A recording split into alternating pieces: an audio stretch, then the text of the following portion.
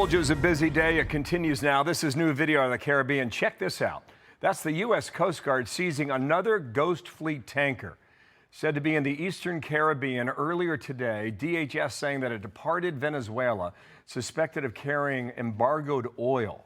Remember, this happened a lot this week, several times already. It comes as President Trump is revealing his next steps for that conflict. Dan Hoffman, former CIA station chief, Fox News contributor. And Dan, good morning to you. If you were up at 4 o'clock in the morning, you would have read this on True Social, okay? Venezuela is releasing large numbers of political prisoners as a sign of seeking peace. I've canceled the previously expected second wave of attacks, which looks like it will not be needed. However, all ships will stay in place for safety and security purposes. You've got that from the president. He told Sean Hannity he'll meet with Machado next week. We'll see about that when it happens. And then they got the oil executives this afternoon at the White House. What do you see as a common thread about how this pulls together?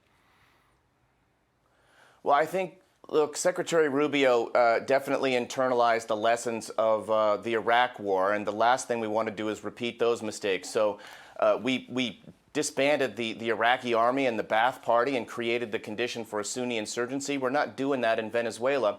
President Trump is trying to condition this interim Venezuelan government to proceed along the lines that will serve our national interests by releasing those political prisoners and hopefully transitioning to some form of more representative government for the people with some rule of law that allows our oil companies to go in and exploit the considerable oil and gas reserves in Venezuela. And we're doing that with minimal interference in Venezuela's internal affairs, at least no boots on the ground. It just seems like they're cooperating. I'm just reading between the lines, Dan. Do you agree or disagree with that, yes or no? No, I agree. We're offering a lot of carrots, which is oil revenue that they wouldn't otherwise get, and we've got the stick of renewed strikes on Venezuela if needed. Got it. Now to Iran. The supreme leader is telling his people, do not do what the President of the United States wants you to do. That came up with Sean as well last night. Watch here. What they've done is in the past, they've started shooting the hell out of people, and all of a sudden people without any weapons whatsoever are standing there and you have machine guns gunning them down, or they take them to prisons and then hang them and kill them. So they played rough, and I said, if they do that, we're going to hit them very hard. Well, we're going to hit them hard. We're ready to do it. If they do that, we're going to hit them hard. So I want you to react to that. What we can say at a minimum is that communications went out in the middle of the night. What we can say at a minimum is that at least half a dozen towns throughout the country of Iran had millions of people in the streets. We've seen this before, Dan. Do you believe it's different this time? It is a little bit different. Iran is weaker now than they've arguably ever been before. They've lost their client state, Syria. Israel took the fight to their proxy terrorists, the Lebanese Hezbollah and the Houthis in Yemen, not to mention Hamas, obviously. And Israel killed a lot of the IRGC leadership back in June of last year.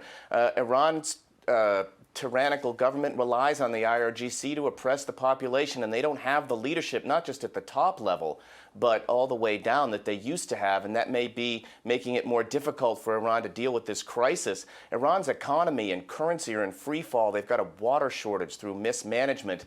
I think the United States government is right now looking for ways that we could assist this protest movement. It might be by turning on the internet. We certainly have that capability if we choose to use it.